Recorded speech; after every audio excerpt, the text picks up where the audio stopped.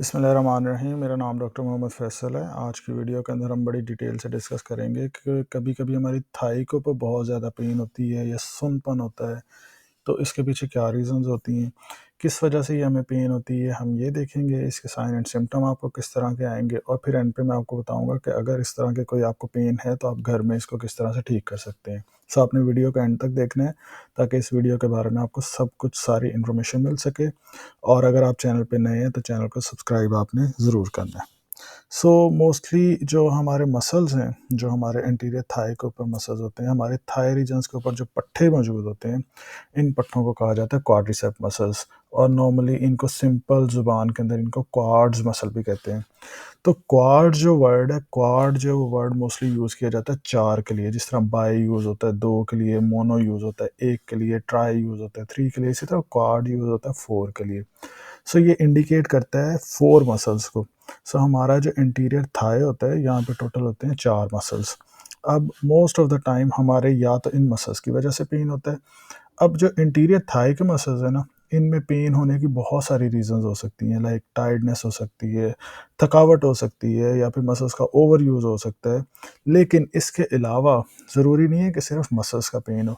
अब ये जो मसल्स होते हैं, इनकी कॉन्ट्रैक्शन के लिए कुछ नर्व सप्लाई होती हैं, जो कि पीछे से रीढ़ की हड्डी से आते हैं। सो वो नर्व सप्लाई जो इस जगह की सेंसरी सप्लाई देती हैं, यानी कि जो हमें फीलिंग देती हैं, जब हम टच करते हैं हमें फील होता है, ठंडा गर्म लगता है। ये जो फीलिंग की जो हमारी नर्व है यहाँ पे, वो इंटीरियर क्यूटेनियस नर्व है, वो फेमस नर्व है क्योंकि इसके प्रॉब्लम बहुत ज़्यादा होते हैं। अब मैं आपको बताता हूँ कि ये जो क्वाड्रिसेप्स मसल मैंने आपको बताए, ये जो क्वाड्स मसल बताए, इनका ना एक फंक्शन होता है। वो फंक्शन ये होता है कि जब हम सीधे बैठे हुए होते हैं ना, तो अपनी टांग को जब हमने सीधा ऊपर उठाना होता है, ये जो हम ऊपर की तरफ मूव कर रहे हैं ना, इस मूवमेंट के लिए हमारे क्वाड्रिसेप मसल जो हेल्प करते हैं। अगर आप इस इमेज को गौर से देखें, तो इस इमेज से आपको आइडिया होगा कि ये डिफरेंट पार्ट्स हैं, डिफरेंट मसल्स हैं। ये टोटल 4 मसल्स हैं यहाँ पे, जिनको क्वाड्स कहते हैं, और इनका काम होता है हमारे नी जॉइंट को बिल्कुल सीधा करना। अब ये हैं कुछ काजेज़। अब काजेज़, अब इस एक-एक आपको पिक्चर से सारी की सारी रीज़न्स जो कि एंटीरियर थाई के अंदर पेन काज़ करती हैं, उनके बारे में सब कुछ पता चल जाएगा। एक तो हो सकता है कि आपको ब्लड क्लॉट बने, यानी कि खून का यहाँ पे जम जाए, या खून बहुत ज़्यादा गाढ़ा हो जाए, तो हमें यहाँ पे पेनफुल फीलिंग्स जो फ़ील होती हैं, और ये बहुत रेयर है, ये इतना कॉमन नहीं है।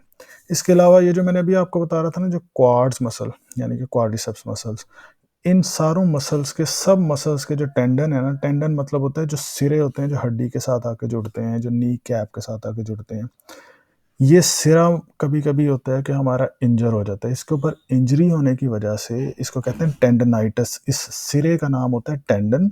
अगर इसके ऊपर कोई इंजरी हो जाए, उसको कहते हैं टेंडनाइटिस। और क्योंकि ये क्वाड्रिसेप के टेंडन है, सो इसको कहते हैं क्वाड्रिसेप टेंडनाइटिस। ठीक है? कभी-कभी हमें इस टेंडनाइटिस की वजह से भी एंटीरियर थाई के अंदर पेन होती है।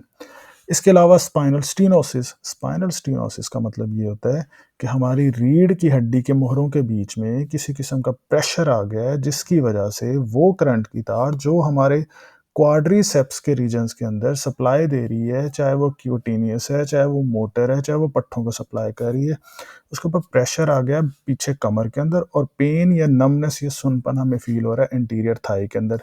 सो दूसरी रीज़न हमारे पास ये हो सकती है स्पाइनल स्टीनोसिस की। इसके अलावा कोई ट्रॉमा, ट्रॉमा का मतलब होता है कोई इंजरी, कोई चोट लग गई है आपको, उसकी वजह से आपको हो सकता है। पिंच्ड स्पाइनल नर्व, इसके अलावा ये है कि आपकी जो रीढ़ की हड्डी से आने वाली जो करंट की तारें हैं, यानी हराम मगज से जो आ रही हैं, ये कहीं पे फँस जाए। उसकी बहुत सारी रीज़न्स हो सकती हैं, लाइक प्रेगनेंसी के दौरान यहाँ से जो है वो प्रेशर आ जाता है। इंग्वाइनल लिगामेंट होता है, एक लिगामेंट इस तरह का होता है जिसके अंदर से ये गुज़र के आ रही होती है, उसके नीचे से गुज़र के आ रही होती है।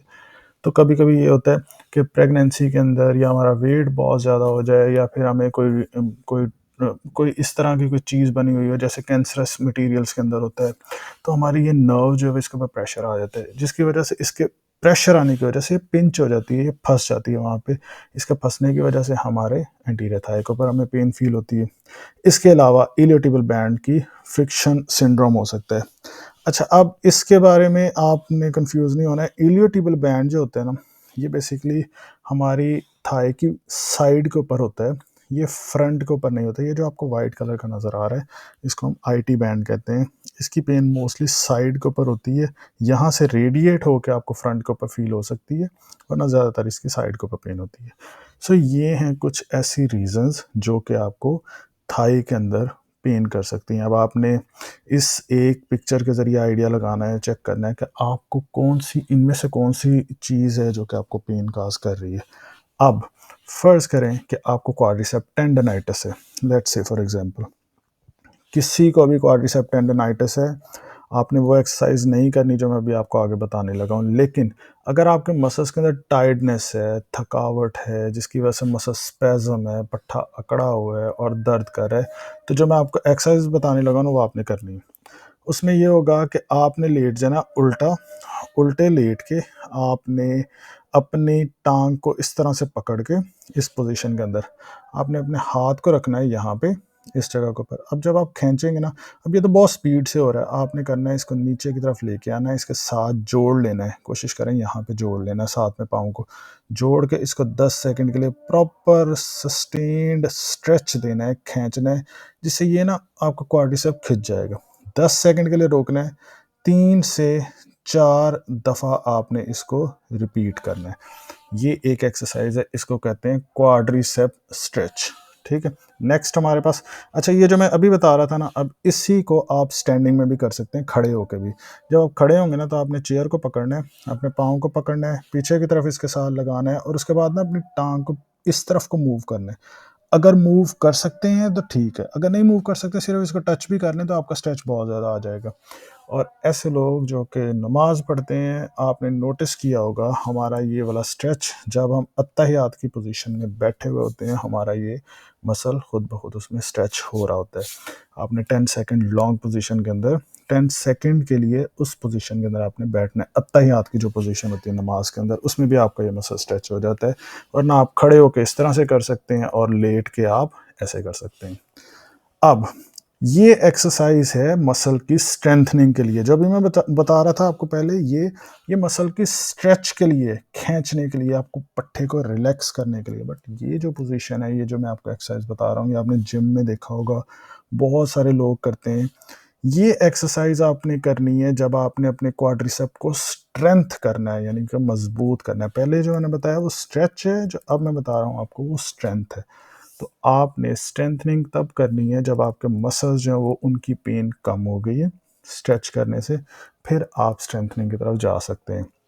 अब क्योंकि घर के अंदर इस तरह की मशीन अवेलेबल नहीं होती, तो आपने करना क्या है, सिंपल घर के अंदर से कोई भी वेट उठाना है, अपने पाँव के साथ यहाँ पे बांधना है, सीधे बैठ जाना है और इसको ऊपर लेके जाना है, 10 सेकंड के लिए होल्ड करना है और फिर नीचे लेके आना है। फिर उसके बाद आपने 5 सेकंड 10 सेकंड के लिए रेस्ट देना है, इसको रिपीट करना है जिस तरह से मैं आपको स्ट्रेच का बता रहा था। अच्छा, अब मैंने इसमें बता दिया कि आपने इतनी देर के लिए सस्टेन्ड करना है, बट ये नहीं बताया कि कितनी दफ़ा करना है।